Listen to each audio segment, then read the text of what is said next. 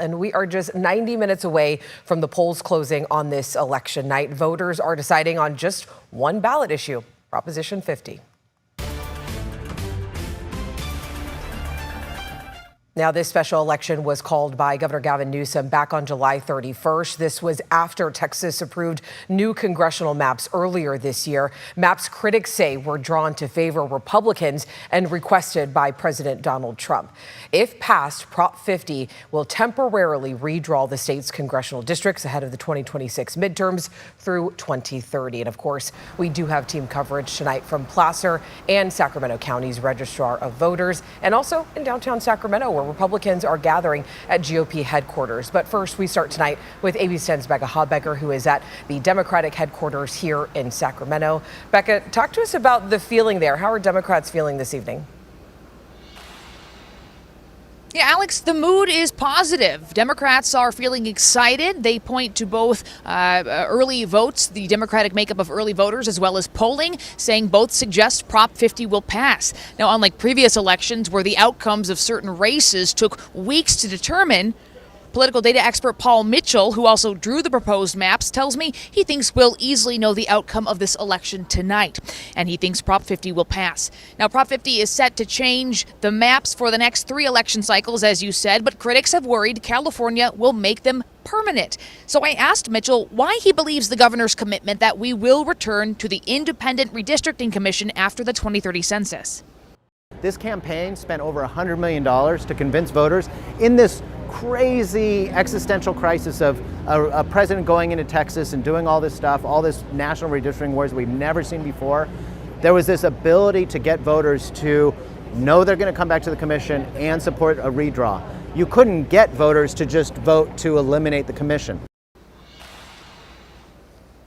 He says that's because early polling showed that polling to eliminate the commission came at just 12%. He says Californians like and want the independent redistricting commission. Now, I also spoke with Democratic Congressman Ami Bera. His district is set to be split in 2 if Prop 50 passes. He says if that happens, he will announce after the election results come in whether he will run in his current District 6 or District 3, challenging incumbent Kevin Kiley. Also, we potentially might hear from Governor Gavin Newsom here at the California Democratic Party headquarters in Sacramento tonight. So we will have interviews with Bera and potentially Governor Newsom live on the ABC 10 and ABC 10 Plus streaming app all throughout the night. You can stay here with us. For now, I'm Becca Habegger live in Sacramento.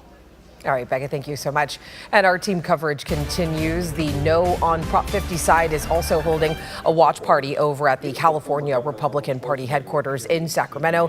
ABC 10's Jeannie Nguyen is live with a look at how they're feeling tonight. Good evening, Jeannie. Republicans are calling this game day, and they remain cautiously optimistic. Good evening, Alex. And as you can tell behind me here, it has been a pretty quiet evening here at the California GOP headquarters as staff here, make the final push to encourage voters to vote no on Prop 50. And throughout this evening, I have seen people like Assemblymember David Tongipa and Chairwoman Corinne Rankin, who is expected to speak a little later this evening. Now, to date, the No on Prop 50 campaign has raised nearly $85 million, according to the California Secretary of State's website, and that is just a fraction of what the Yes on Prop 50 campaign has raised. Now, that has left some of the grassroots organizers here in the state feeling like the Republicans didn't do enough to rally against Prop 50, but in the last 3 weeks, the state Republicans say they've raised just over $11 million to ensure voters are getting their message. Now, Republican Congressman Tom McClintock tells me he's concerned about the future of the state if Prop 50 passes. Voters in conservative rural Alturas will have their congressman chosen by liberal Marin County voters that are 350 miles away.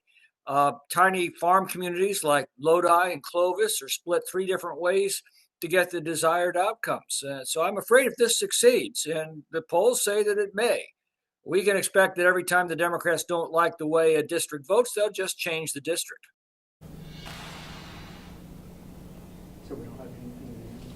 Now, even though early numbers and polls show that Prop 50 is likely to pass, all the Republicans that I've spoken with tonight still remain hopeful.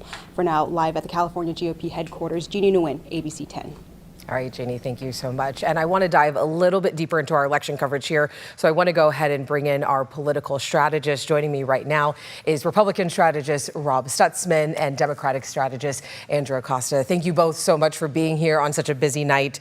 Rob, let me start with you first. What's the real impact here if Proposition 50 actually passes? How much does this really change the national fight for control of Congress going into the 2026 midterm elections? Well, we'll know in a year. It could mean everything. It could mean nothing or it could mean everything. I mean, if the Democrats end up winning the House by 2 or 3 seats and they succeed in flipping most of these 5 seats that they're redrawing in California, then it will mean everything for that impact. So we'll see.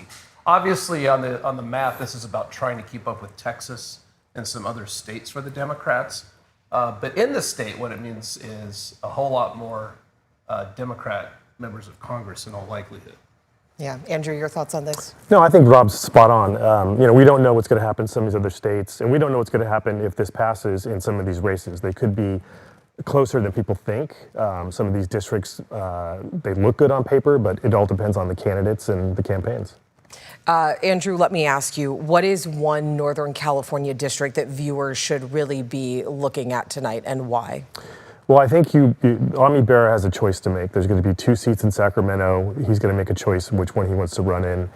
And whatever one he doesn't run in could set off a feeding frenzy in the other seat for Democrat politicians to jump into that. And we've already had people started to announce. So we'll see in the next week when the dust settles, but they could be pretty competitive primaries in one of those seats. Rob, what districts are you watching? Those districts. So essentially the Bera seat and the Kiley seat, right? And so, yeah, Bera will get to choose. District 6 and District 3, if you're watching. And he's indicating he'd probably want to go to the new 3, which goes up to Tahoe. But that leaves a seat for Kiley that still has Rockland, Sun City, kind of the northern part of Sac County, West Sacramento. That's a seat that Gavin Newsom only won by 1 percentage point. And I think he can still be very competitive in that seat, especially if, say, Dr. Richard Pan ends up winning that Democratic primary or emerging for the runoff. He's someone who has a record on a lot of issues I think Kiley would like to run against. So I still see Kevin Kiley having a competitive seat, even if 50 passes tonight. And Rob, who do you think stands to gain the most if voters or politicians here, if Prop 50 passes? Do you think that everyday voters will really feel the impact of Prop 50? Well, I think in California, you've gotten used to a quarter of the state having competitive congressional races. That's largely not going to go away, so the politicians win. Whether you think it's justified or not, the reality is this is a gerrymander. They pretty much admit so. And this is still politicians choosing their voters, not the other way around. And you're going to go down to only about 2 or 3 competitive seats in the entire state. Andrew, what are your thoughts? Well, the big winner is going to be Gavin Newsom. Out of all this. Why do you say that? Because he is going to be able to show the state and the nation that he took on Donald Trump, and potentially looks like he's going to win. And I feel bad for the people in Lodi. I grew up in Lodi. They're going to get 3 members of Congress instead of 1. Yeah, their districts being split up into 3 different areas. Yeah. But Newsom will come out of this. It'll be a good week for him, a good month probably for him. Well, that actually leads me to my last question here.